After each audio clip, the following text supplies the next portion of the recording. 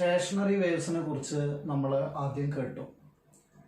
ഇതിൻ്റെ best examples ആയിട്ട് നമുക്ക് വരുന്നതാണ് ഈ organ pipes, closed pipe, open pipe, stretched string. ഇതിലൊക്കെ വരുന്നത് സ്റ്റേഷനറി വേവുകളാണ്. അപ്പോൾ നമുക്ക് ഒരു സ്റ്റേഷനറി വേവുകൾ എങ്ങനെയാണ് ഫോം ചെയ്യുന്നത് ഓരോന്നിലൊന്ന് നോക്കാം. നമ്മളൊരു സ്റ്റേഷനറി വേവിൻ്റെ ഒരു പിക്ചർ മനസ്സിൽ കൊണ്ടുവന്നാൽ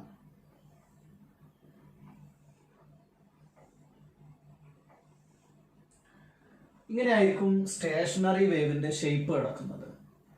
ഇത് ഓരോന്നിലും ഫോം ചെയ്യുന്നത് ഇപ്പോൾ ഇങ്ങനെ കാണിക്കുന്നത് സ്ട്രെച്ച്ഡ് സ്ട്രിങ് ആണ്.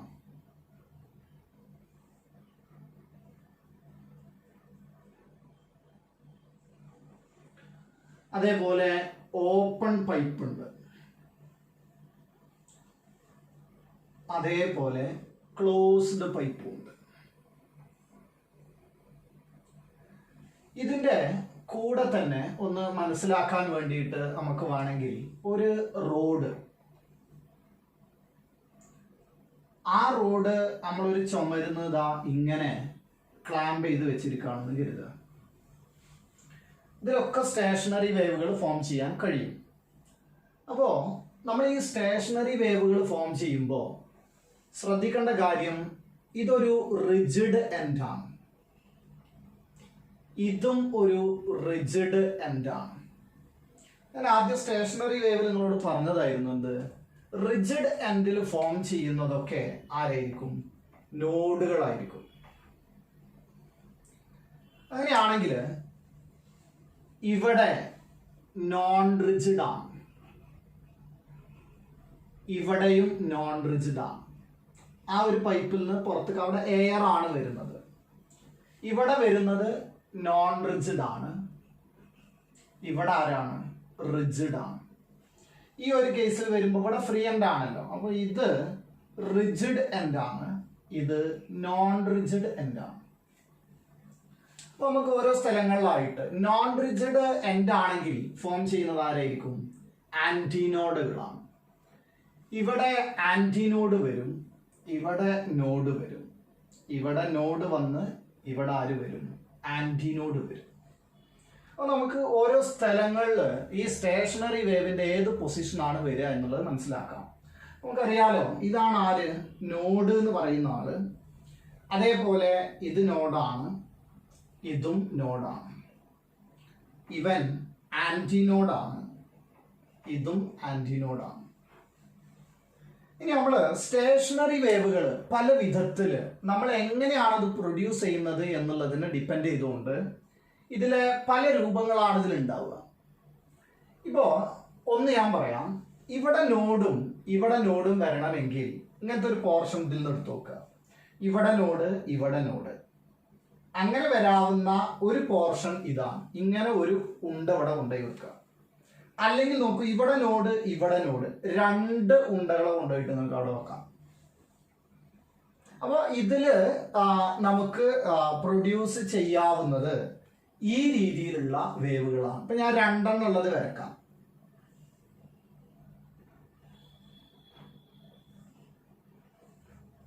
ഇങ്ങനത്തെ ഒരു സ്റ്റേഷനറി വേവ് അതിൽ പ്രൊഡ്യൂസ് ചെയ്യപ്പെടാം. അപ്പൊ നമുക്ക് അവിടെ റിജിഡിന്റെ അവിടെ ഏതൊക്കെ വന്നു എന്നാണ് മനസ്സിലാവുന്നത്. ഇതിലാണെങ്കിൽ രണ്ടും നോൺ റിജിഡാണ്. അപ്പൊ നമുക്ക് നോക്കൂ, ആന്റിനോഡ് ആന്റിനോഡാ വേണ്ടത്, ഇതും ആരാ? ആന്റിനോഡ്. അപ്പൊ രണ്ടറ്റങ്ങളിൽ ആന്റിനോഡ് വരത്തക്ക വിധത്തിൽ ഇതാ ഇങ്ങനെ ഒരു പോർഷൻ അവിടെ വന്നു ചേരാലോ. അപ്പോൾ ആന്റിനോഡ് ആന്റിനോഡ്. അപ്പൊ ഞാൻ അവിടെ ഒരു പിക്ചർ വരക്കുകയാണെങ്കിൽ ഇതില് ഇങ്ങനെ ഒരു വേവ്, സ്റ്റേഷനറി വേവ് പ്രൊഡ്യൂസ് ചെയ്യപ്പെടാം. അതേപോലെ ഇവിടെ വരുന്നത് ആന്റിനോഡാണ്, ഇവിടെ ആരാ? നോഡാണ്. അപ്പോൾ ഒരു ആന്റിനോഡും ഒരു നോഡും വരത്ത, ഞാൻ ഇതുവരെ എടുക്കുക, ആന്റിനോഡ് നോഡ്. അപ്പോൾ ഇതിൽ രൂപപ്പെടുന്ന ഷേപ്പ് ഇതാ ഇങ്ങനെ ആയിരിക്കും. ഞാൻ ഒന്നുകൂടെ എക്സ്ട്രാ വന്നിട്ടുണ്ട് വരച്ചപ്പം. അപ്പോൾ ഇങ്ങനെയാണ് അവിടെ ഫോം ചെയ്യുക. ഇവിടെ ആണെങ്കിൽ അപ്പം നിങ്ങൾ നോക്കിയാൽ നിങ്ങൾക്ക് പല രീതിയിൽ വരക്കാം അല്ലേ. ഇവിടെ ആന്റിനോഡ് വരണം, ഇവിടെ നോഡ് വരണം. ഞാനിതാ ഇങ്ങനെ വരച്ച്.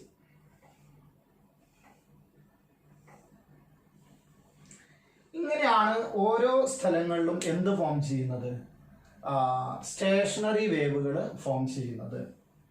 അങ്ങനെയാണെങ്കിൽ നമുക്കിനി ഇതിൻ്റെ ഓരോ ടേംസുകൾ, പല ടേംസുകൾ ഇതിൽ വരാനുണ്ട്, അത് ഓരോന്നായിട്ട് നോക്കാം.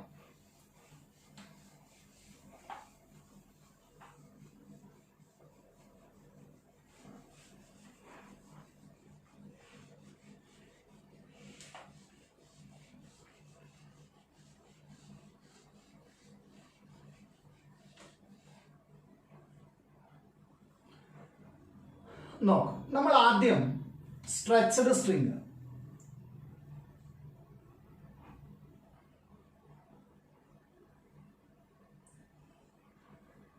ഇതാണ് നമ്മുടെ സ്ട്രെച്ചഡ് സ്ട്രിങ് വരുന്നത്. ഞാൻ ഓരോ പിക്ചറുകൾ വരക്കുകയാണ്. ഇതാണ് നമ്മുടെ ഓപ്പൺ പൈപ്പ് വരുന്നത്.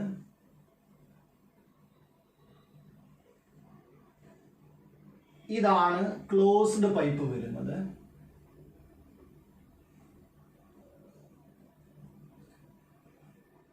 ഇതാണ് റോഡ് ക്ലാംപ്ഡ് അറ്റ് വൺ എൻഡ് എന്നുള്ള രീതിയിൽ വരുന്നത്. അങ്ങനെയാണെങ്കിൽ നോക്കൂ, ഫണ്ടമെന്റൽ മോഡ് ഓഫ് വൈബ്രേഷൻ എന്ന് പറയും നമ്മൾ. ഫണ്ടമെന്റൽ മോഡ് ഓഫ് വൈബ്രേഷൻ എന്ന് പറഞ്ഞാൽ നമ്മൾ നേരത്തെ വരച്ച സ്റ്റേഷനറി വേവിലെ ഏറ്റവും മിനിമം വരുന്ന കേസാണത്. അതിവിടെ വരുന്നത് ദാ ഇങ്ങനെയാണ്.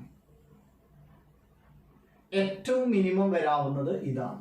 ഇതിനൊരു പ്രത്യേകത, ഞാൻ ഇതിൻ്റെ ഓരോ പിക്ചറുകൾ വരക്കുമ്പോഴും ഇതിൻ്റെ ഈ ടോട്ടൽ ലെങ്ത് ഉണ്ടല്ലോ സ്ട്രിങ്ങിൻ്റെ, ആ ലെങ്ത് ഒരു കോൺസ്റ്റന്റ് ആയിരിക്കും. അതേപോലെ ഇവിടെ വരാവുന്നത് മുകൾ ആൻറ്റിനോട് താഴെ ആൻറ്റിനോട് അങ്ങനെ വരാവുന്ന ഏറ്റവും മിനിമം എന്ന് പറയുന്നത് ഇതാ ഇങ്ങനെയാണ്. ഇവിടെ വരാവുന്ന ഏറ്റവും മിനിമം ഇങ്ങനെയാണ്. ഇവിടെ വരാവുന്ന ഏറ്റവും മിനിമം ഇങ്ങനെയാണ്. ഇതിനാണ് നമ്മൾ ഫണ്ടമെന്റൽ മോഡ് ഓഫ് വൈബ്രേഷൻ എന്ന് വിളിക്കുക. ഇനി നമ്മൾ തൊട്ടടുത്ത ഒരു പിക്ചർ വരക്കുമ്പോൾ ഈ സ്ട്രിങ്ങിന്റെ എന്ത് മാറ്റുന്നില്ല എന്നറിയോ? ലെങ്ത് നമ്മൾ മാറ്റുന്നില്ല. പക്ഷേ ആ വൈബ്രേഷന്റെ മോഡ് മാറ്റിയിട്ട് വേറെ ഒരു രൂപത്തിലാക്കുമ്പോൾ ദാ ഇങ്ങനെയാണ് വരിക. ഇത് നിങ്ങൾ ശ്രദ്ധിച്ചാൽ മനസ്സിലാവും. മുകളിൽ നിന്ന് ഒരു ഉണ്ടയാണ് കൂടുക അധികം. അപ്പൊ ഈ ഒരു പിക്ചറിലാണെങ്കിൽ ഇതിന്റെ ലെങ്ത്തും എന്ത് ചെയ്യണില്ല, മാറ്റുന്നില്ല. ട്യൂബിന്റെ ലെങ്ത് അതേപോലെ തന്നെ. എന്നിട്ട് ഒരു ഉണ്ട അധികം വരിക എന്ന് പറഞ്ഞാൽ ഇതാ ഇങ്ങനെയാണ്. അടുത്ത മോഡ് ഓഫ് വൈബ്രേഷൻ ആണിത്. ഇത് ക്ലോസ്ഡ് പൈപ്പാണ്. ആദ്യമുള്ള ലെങ്ത് മാറുന്നില്ല. ഓരോ ഉണ്ടകൾ അധികം വരുന്നു. ഇവിടെയാണെങ്കിൽ ദാ ഇങ്ങനെ വരും.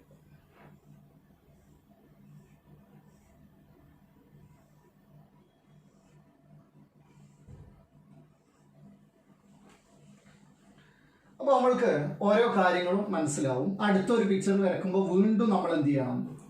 ഒരു λ/4 ആണത് അല്ലേ? ഓരോ ഉണ്ടകളും λ/2 ആണ്. അപ്പോൾ ഓരോ ഉണ്ടകളും വരുന്നത് λ/2 ആഡ് ചെയ്ത് വരണം.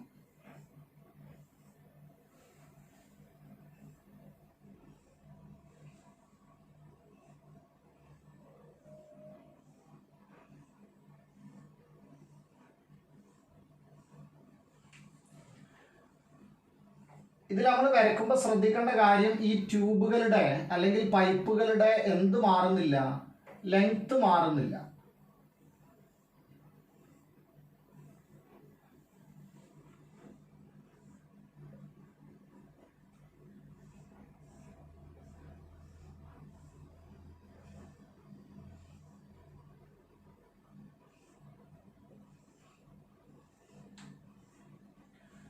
ഇങ്ങനെയാണ് ഇതിന്റെ പിക്ചറുകൾ വരിക.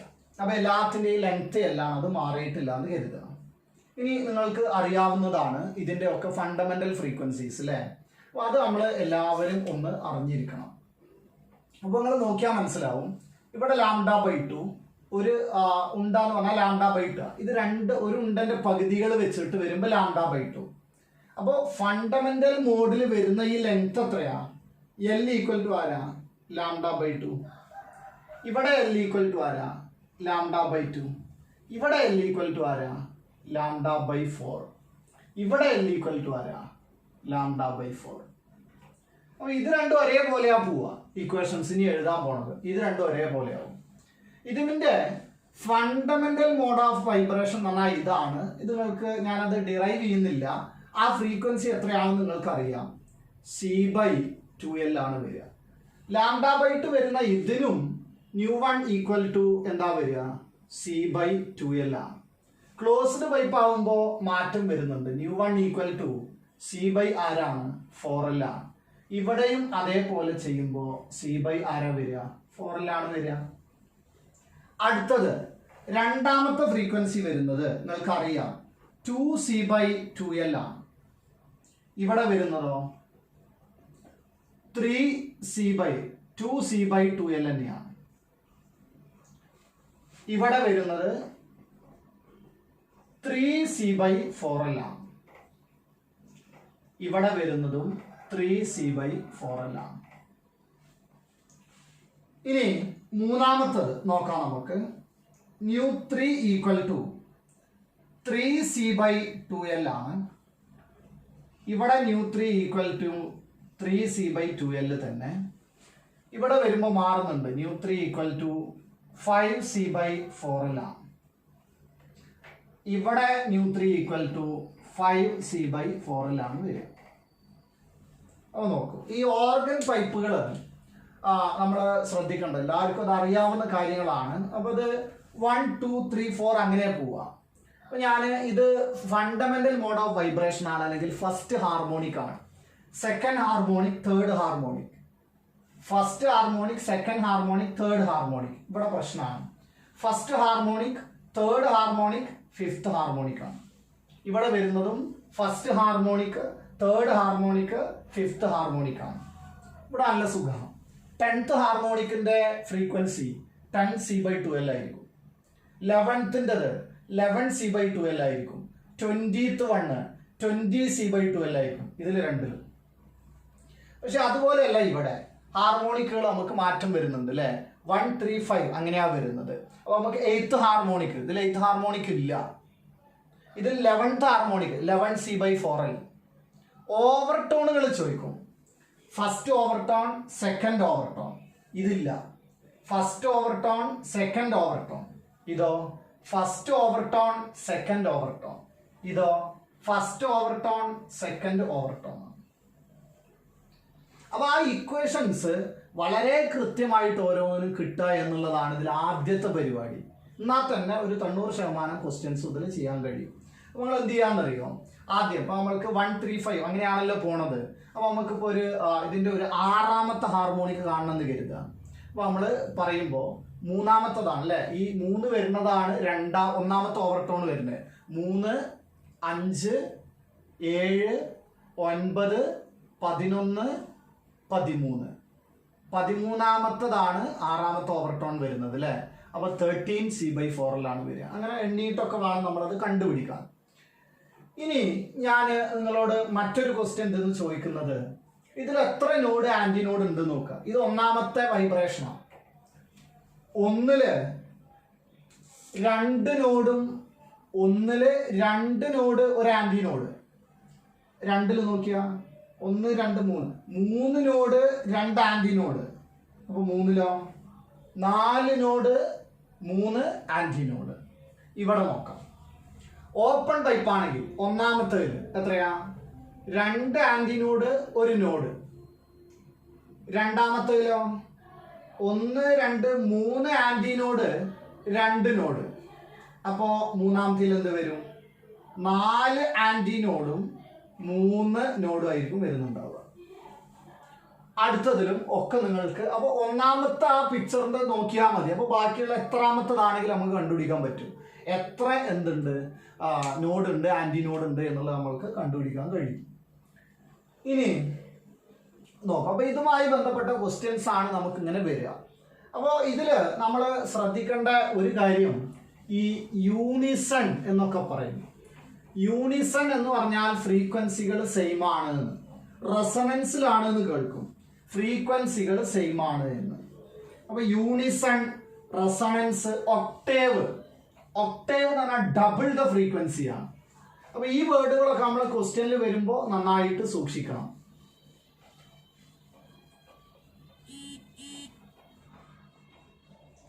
അപ്പൊ ഇതിന്റെ ആ ഇക്വേഷൻസ് മാത്രം കിട്ടിക്കഴിഞ്ഞാൽ മതി കേട്ടോ. എല്ലാ ചോദ്യങ്ങളും ചെയ്യാവുന്ന തരത്തിലാണ് ഈ ഒരു പാർട്ട് ഉള്ളത്.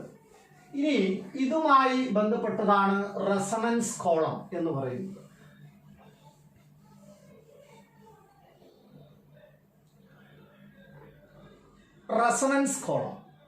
റെസണൻസ് കോളം നമ്മൾ ഉപയോഗിക്കുന്നത് ഒന്ന് വെലോസിറ്റി ഓഫ് സൗണ്ട് കണ്ടുപിടിക്കാനാണ്, അല്ലെങ്കിൽ ഒരു ട്യൂണിംഗ് ഫോർക്കിന്റെ അൺനോൺ ഫ്രീക്വൻസി കണ്ടുപിടിക്കാനാണ്. അതിന് ചെയ്യുന്നത് നമ്മൾ സ്കൂളിൽ എക്സ്പെരിമെന്റിൽ ചെയ്തതാണ് അല്ലേ. ഇവിടെ ഒരു പൈപ്പ് ഉണ്ട്, നോക്കൂ. ഈ പൈപ്പില് നമ്മൾ ഇതുവരെ വെള്ളം നിറച്ചു എന്ന് കരുതുക. ഇതിപ്പോ ഏത് പൈപ്പാ? ഇത് ഓപ്പൺ ആണോ ക്ലോസ്ഡ് ആണോ? ക്ലോസ്ഡ് പൈപ്പാണ്. അപ്പോ ക്ലോസ്ഡ് പൈപ്പ് ആണെങ്കിൽ ഇതില് ആദ്യത്തെ ഒരു സ്റ്റേഷനറി വേവ് ഫോം ചെയ്യാൻ ഇവിടെ റിജിഡാ. അപ്പൊ ദാ ഈ ഒരു മോഡലായിരിക്കും.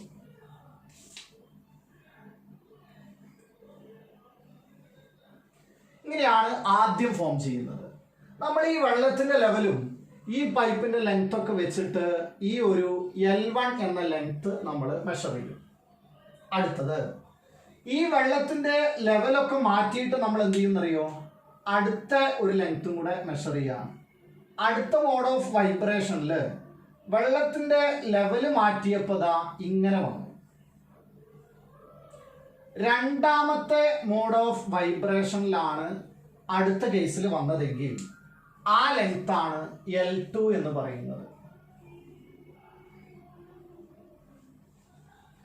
ഇനി നിങ്ങൾ ചെയ്യുന്നത് ഇതാണ്. ഇവിടെ ഒരു ട്യൂണിംഗ് ഫോർക്ക് വെക്കും. ആ ട്യൂണിംഗ് ഫോർക്ക് വെക്കുന്ന സമയത്ത് ആ ട്യൂണിംഗ് ഫോർക്കിന്റെയും ഇവിടെ ഉണ്ടാവുന്ന എയർ കോളം, ഇവിടെ ഉണ്ടാവുന്ന സ്റ്റേഷനറി വേവ്, ഇതെന്തിനാണ്, എങ്ങനെയാണ് നിങ്ങൾക്ക് ഇത് ഫസ്റ്റ് മോഡാണ് ഇത് സെക്കൻഡ് മോഡാണ് മനസ്സിലാവണമെന്ന് ചോദിച്ചാൽ ഇങ്ങനെയാണ്. നിങ്ങൾ ഇതിൻ്റെ അടുത്ത് ഈ ട്യൂണിംഗ് ഫോർക്ക് വെക്കുമ്പോൾ ഇവിടെ വൈബ്രേറ്റ് ചെയ്തിട്ട് നല്ല സൗണ്ട് ഉണ്ടാവുന്നുവെങ്കിൽ അപ്പൊ ഇത് ഏതോ ഒരു മോഡ് ഓഫ് വൈബ്രേഷൻ ആണ്. അടുത്തത് വരുന്നത് വീണ്ടും നമ്മൾ വെച്ചപ്പോൾ നല്ലൊരു സൗണ്ട് ഉണ്ടായി. അങ്ങനെയാണെങ്കിൽ ഇത് ഏതോ മറ്റൊരു മോഡ് ഓഫ് വൈബ്രേഷൻ ആണ്. ഇത് ഫസ്റ്റ് ആണ്, ഇത് സെക്കൻഡ് ആണ് എന്നർത്ഥം. അത് ഏതായാലും കുഴപ്പമില്ല, നമുക്ക് ആ സൗണ്ടുകൾ നല്ല രീതിയിൽ കേട്ടാൽ മതി. ഏത് മോഡ് ഓഫ് വൈബ്രേഷൻ ആയാലും കുഴപ്പമില്ല. നമ്മൾ മെല്ലെ മെല്ലെ അഡ്ജസ്റ്റ് ചെയ്യുമ്പോൾ ഇതിന്റെ തൊട്ടടുത്ത മോഡ് ഓഫ് വൈബ്രേഷൻ ആവണം ഇത്. അങ്ങനെയാണെങ്കിൽ ഞാൻ ഒന്നാമത്തെ കാര്യം, ഞാൻ ആദ്യം ഇവിടെ ട്യൂണിംഗ് ഫോർക്ക് വെച്ചപ്പോൾ നല്ല സൗണ്ട് കേട്ടു.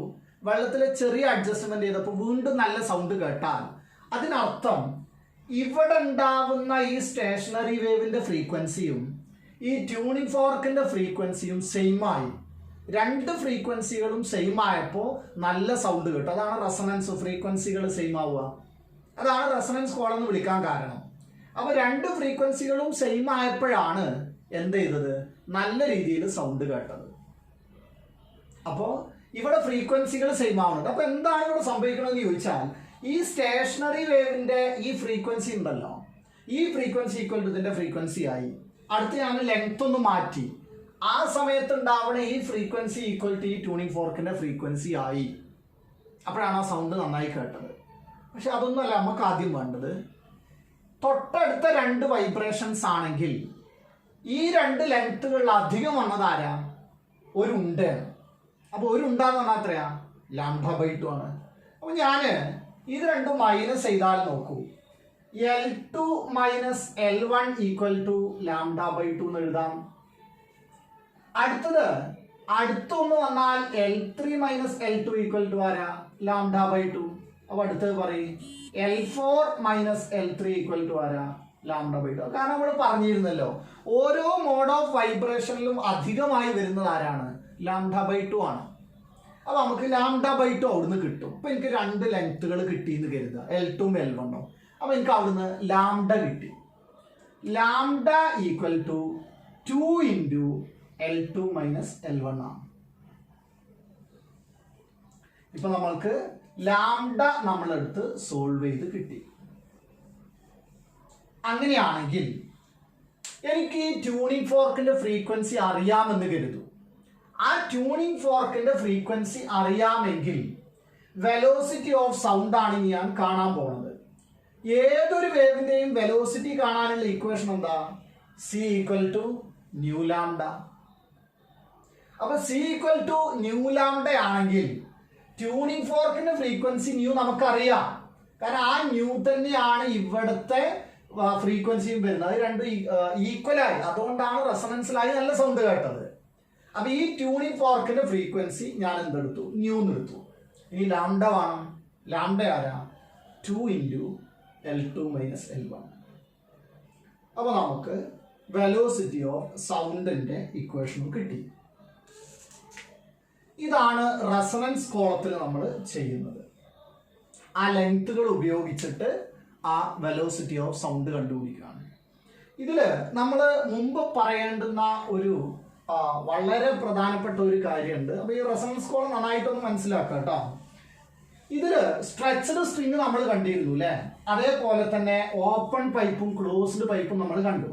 അതിന്റെ ഫണ്ടമെന്റൽ ഫ്രീക്വൻസികൾ, ഇതിന്റെ ഒക്കെ ഇക്വേഷൻസ് നമുക്കറിയാം. അങ്ങനെയാണെങ്കിൽ ക്വസ്റ്റ്യൻ സ്ട്രെച്ചഡ് സ്ട്രിങ് ആണ് കേട്ടോ. സ്ട്രെച്ചഡ് സ്ട്രിങ്ങിന്റെ നമുക്ക് ന്യൂ1ന്റെ ഇക്വേഷൻ എന്താ? ന്യൂ1 = C/2L ആണ്. സ്ട്രെച്ച്ഡ് സ്ട്രിങ് ആണ്. അടുത്തത് ഓപ്പൺ പൈപ്പ് ആണെന്ന് കരുതുക. ന്യൂ1 = ആരാ? C/2L. അടുത്തത് ക്ലോസ്ഡ് പൈപ്പ് ആണെങ്കിലോ ന്യൂ1 = C/4L. ഇതില് ആരാണ് ഈ C? Velocity of the wave ആണ്. സ്ട്രെച്ച്ഡ് സ്ട്രിങ്ങിലെ വെലോസിറ്റി ഓഫ് ദ വേവ് നമുക്ക് അറിയാം. ആരാ? √T/μ ആണ്. അപ്പൊ ഈ ഇക്വേഷനിലെ സിയെ നമ്മൾ എന്താണ് സബ്സ്റ്റിറ്റ്യൂട്ട് ചെയ്യേണ്ടത് എന്നറിയണം. ഇവിടെയാണെങ്കിൽ ഓപ്പൺ പൈപ്പ് ന്യൂ1 = ഈ ഓർഗൻ പൈപ്പ് എന്ന് പറയുമ്പോൾ അതിനകത്ത് നമ്മൾ ഈ ഓടക്കുഴലാണ്. അതിൽ നമ്മൾ കേൾക്കുന്നത് സൗണ്ടാണ്. സൗണ്ടിന്റെ വെലോസിറ്റി കൊടുക്കണം. സി എന്ന് പറയുന്നത് 1/2L √Γ⁵. അതേപോലെ ഇവിടെയും സൗണ്ട് തന്നെയാണ്. 1/2L √Γ⁵ എന്നാണ് വരിക. അപ്പോൾ നമുക്ക് ഇപ്പൊ ഞാൻ ഈ പറഞ്ഞ കാര്യം എന്താന്ന് വെച്ച് കഴിഞ്ഞാല്, നമ്മൾ ഏത് മോഡ് ഓഫ് വൈബ്രേഷനിലും ഫ്രീക്വൻസി എഴുതാനുള്ള ഇക്വേഷൻ നമുക്കറിയാം. ആ ഇക്വേഷനിലെ സി ആരാണ്? രണ്ടെണ്ണേ നമുക്ക് പഠിക്കാനുള്ളൂ. ഒന്നുകിൽ വേവിന്റെ സൗണ്ട് വേവിൻ്റെതായിരിക്കും, അല്ലെങ്കിലോ സ്ട്രെച്ച്ഡ് സ്ട്രിങ്ങിൻ്റെതാണ്. അപ്പൊ ഇതാണ് സ്റ്റേഷനറി വേവിൽ വരുന്നത്. ആ ഇക്വേഷൻസ് അറിഞ്ഞിരുന്നാൽ മതി. ഏത് മോഡ് ഓഫ് വൈബ്രേഷന്റെ ഇക്വേഷൻ അറിഞ്ഞിരുന്നാൽ ഏത് ക്വസ്റ്റ്യനും ചെയ്യാൻ കഴിയുന്നതാണ് ഇതിൽ കേട്ടോ.